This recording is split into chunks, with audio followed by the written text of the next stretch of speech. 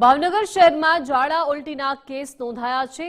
શહેરમાં અત્યાર સુધી 2500 કેસ નોંધાયા।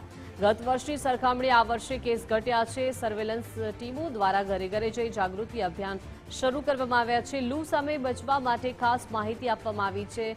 17,000 ઓઆરએસના પેકેજનું વિતરણ કરવામાં આવ્યું છે। સાથે સાથે શુદ્ધ પાણી માટે ક્લોરીન ટેબ્લેટ વાપરવામાં આવી છે। જાહેર જગ્યાઓ પર ઓઆરએસના જગ મુકાયા છે। આગામી દિવસોમાં ગરમી સામે તંત્ર એલર્ટ મોડ પર છે। ગત વર્ષે જોવા જઈએ તો ઉનાળાની ઋતુ દરમિયાન અંદાજિત 3200 જેવા ઝાડા ઉલટીના કેસો નોંધાણા હતા, જેની સરખામણીએ આ વર્ષે ઉનાળાની ઋતુમાં અંદાજિત 2400 જેવા ઝાડા ઉલટીના કેસો નોંધાયેલા છે, જે ગત વર્ષની સરખામણીએ 700 જેટલા ઓછા કેસો નોંધાયેલા છે। જેના કારણો મુખ્યત્વે જોવા જઈએ તો આપણે સર્વેલન્સ એક્ટિવિટી વધારેલી છે। લોકોમાં ઉનાળાની ઋતુ દરમિયાન શું કરવું, શું ખાસ ધ્યાન રાખવું જોઈએ, લોકોએ શું ના કરવું જોઈએ એની જનજાગૃતિ વધારેલી છે। સર્વેલન્સ ટીમો દ્વારા ઘરે ઘરે જઈને અંદાજિત 17,000 જેટલા ઓઆરએસ પેકેટનું વિતરણ કરેલું છે અને આ ઋતુ દરમિયાન અંદાજિત 27,000 જેટલી ક્લોરીન ટેબ્લેટ જે પાણી શુદ્ધિકરણ માટે વપરાય છે એનું પણ વિતરણ કરેલું છે।